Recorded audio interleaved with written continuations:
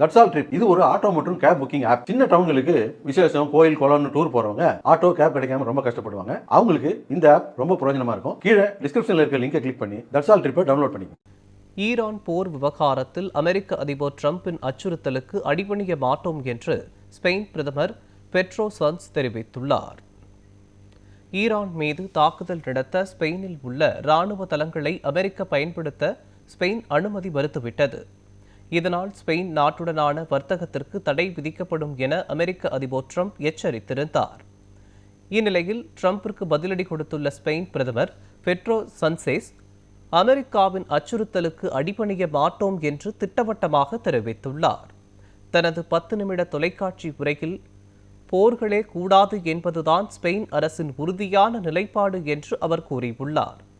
அமெரிக்காவின் மிரட்டலுக்கு பணிய மாட்டோம் என்று ஸ்பெயின் பிரதமர் பெட்ரோ சான்ஸ் திட்டவட்டமாக கூறியுள்ளார்.